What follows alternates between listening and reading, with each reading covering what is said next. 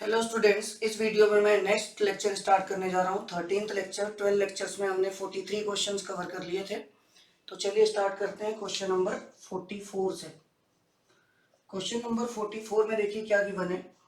√3 cot square theta minus 4 cot theta plus √3 is equal to 0। √3 cot square theta minus 4 cot theta plus √3 is equal to 0। Then find the value of cot square theta plus tan square theta. हमें find out करना है cot square theta plus tan square theta. तो इस cot square theta plus tan square theta को find out करने के लिए हमारे पास देखिए एक क्वाड्रेटिक इक्वेशन है, एक cot के फॉर्म में क्वाड्रेटिक इक्वेशन है। तो हम इसको फैक्टराइज करेंगे, तो मिडल टर्म को स्प्लिट करके हम इसको फैक्टराइज करेंगे। तो देखिए √3 इंटू √3 को ब्रेक करके हमने बनाना है 4। अब इसमें अगर मैं 1 से मल्टीप्लाई कर दूं तो कोई दिक्कत नहीं है। अब √3 इंटू √3 बन जाएगा 3, तो ये आ गया 1 इंटू 3। इसको हमें बनाना है -4। तो हम -1 और -3 अगर लिख दें तो ये -4 बन जाएगा। मतलब -1 cot थीटा और -3 cot थीटा, अगर इसको ब्रेक कर दिया जाए -1 cot थीटा और -3 cot थीटा में, तो आपका -4 cot थीटा बन जाएगा। तो चलिए स्टार्ट करते हैं। √3 cot square theta minus cot theta minus 3 cot theta 3 cot theta plus √3 is equal to 0। अब देखिए यहां से ये फर्स्ट जो दो टर्म आपको दिख रही है, यहां से क्या कॉमन मिलेगा, यहां से कॉमन मिलेगा cot थीटा। अब बचेगा क्या यहाँ पे, √3 cot थीटा -1 और माइनस यहां से क्या कॉमन मिलेगा आपको, √3 कॉमन मिलेगा तो ये आएगा √3 cot theta minus √3, sorry √3 common हो गया तो यहाँ आएगा -1। तो √3 cot theta -1 this is equal to 0। अब √3 cot थीटा -1 इधर भी है और इधर भी है, हम इसको कॉमन ले सकते हैं। तो √3 cot थीटा -1 आपका हो गया कॉमन, और नेक्स्ट ब्रैकेट में क्या आएगा, cot theta minus √3 cot theta minus √3 this is equal to 0। अब दो ब्रैकेट में ये दो वैल्यूज आपको दिख रही हैं, दो फैक्टर्स बन गए हमारे। अब a into b is equal to 0 है, तो either a is equal to 0 और b इज इक्वल टू 0 और बोथ इज इक्वल टू 0। तो चलिए हम पहले इसको 0 पुट करते हैं। तो √3 cot theta -1 is equal to 0। तो यहां से आएगा √3 cot theta is equal to 1। ये आएगा आपका cot theta is equal to 1/√3। cot theta की वैल्यू आ गई 1/√3। यहां से अगर मैं tan थीटा फाइंड आउट करूं तो tan थीटा क्या हो जाएगा, इसका रिवर्स, तो ये बन जाएगा √3। अब cot थीटा और tan थीटा दोनों मिल गया, तो क्या हम यहाँ पे पुट कर सकते हैं। तो अगर मैं cot थीटा और tan थीटा की वैल्यू यहाँ पे पुट करूं, cot square theta plus tan square theta हमें फाइंड आउट करना है। cot थीटा की वैल्यू हमारे पास क्या आई है, हमारे पास cot थीटा की वैल्यू आई है 1/√3 और इसका क्या है स्क्वायर, प्लस tan थीटा की वैल्यू है हमारे पास √3, तो इसका भी स्क्वायर करिए। तो ये आएगा आपका 1 का स्क्वायर 1 और √3 का स्क्वायर 3 प्लस √3 का स्क्वायर 3। इसको सॉल्व करोगे तो ये आ जाएगा 10/3। अब अगले वाले ब्रैकेट को अगर हम इक्वल टू 0 पुट करें, मीन्स cot थीटा माइनस √3 को अगर आप 0 पुट कर रहे हो, तो यहां से cot थीटा की वैल्यू क्या आएगी, √3। तो cot थीटा की वैल्यू अगर √3 है तो tan थीटा आपको क्या मिलेगा, 1/√3।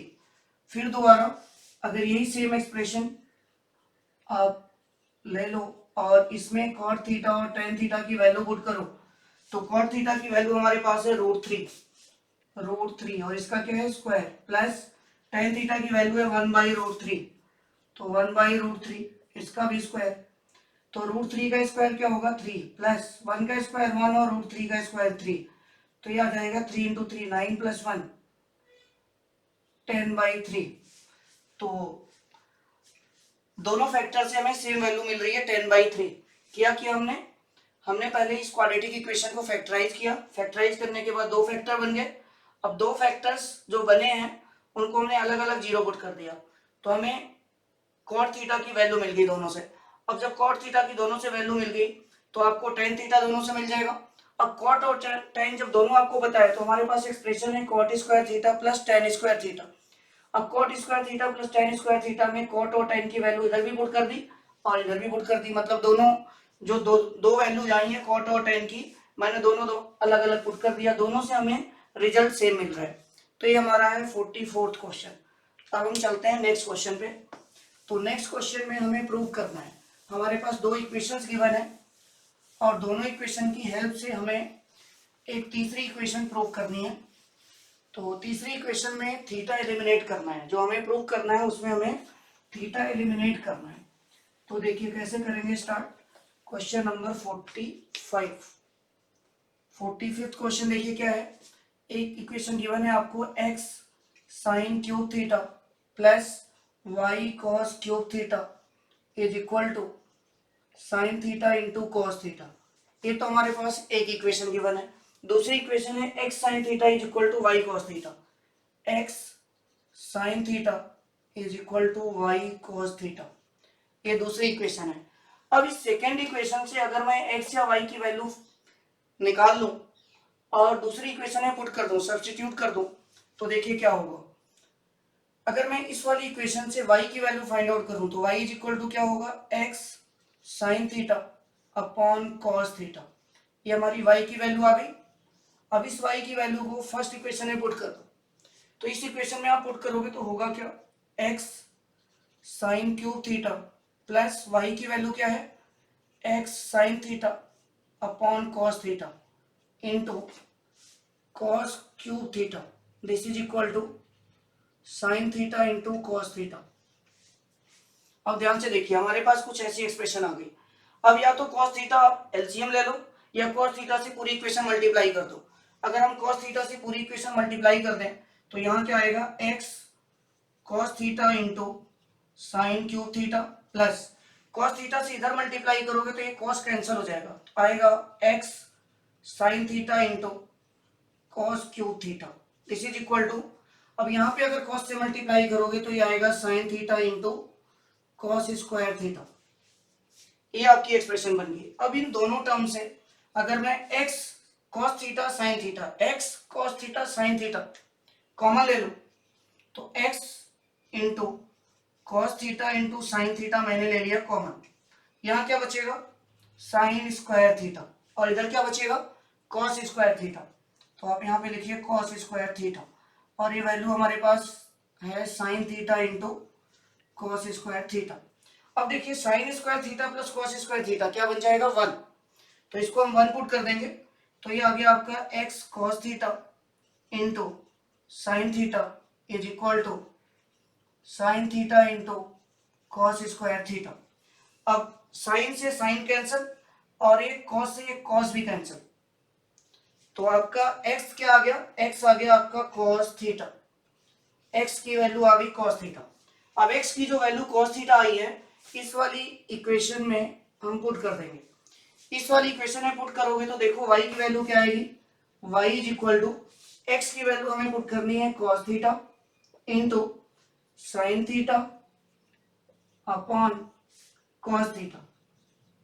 अब देखिए cos और cos कैंसिल हो गए तो हमारे पास y की वैल्यू क्या आई, y is equal to sine theta, means हमें x और y मिल गया। हमने x और y फाइंड आउट कर लिया। अब x और y जब फाइंड आउट कर लिया तो हमने ये इक्वेशन प्रूव करनी है x square plus y square is equal to 1।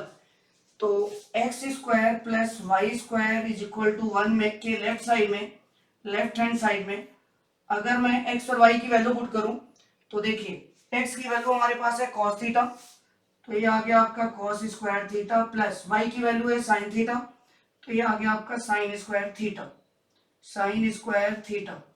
अब हमें पता है कि sin square theta plus cos square theta 1 होता है, आइडेंटिटी है, तो दिस इज इक्वल टू 1, और यही हमारे पास क्या है, राइट हैंड साइड जो हमें प्रूव करना था।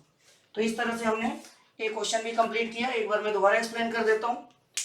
हमारे पास दो इक्वेशंस गिवन है और तीसरी इक्वेशन आपको प्रूव करनी है, और तीसरी इक्वेशन देख के पता चल रहा है कि यहाँ से थीटा को एलिमिनेट करना है।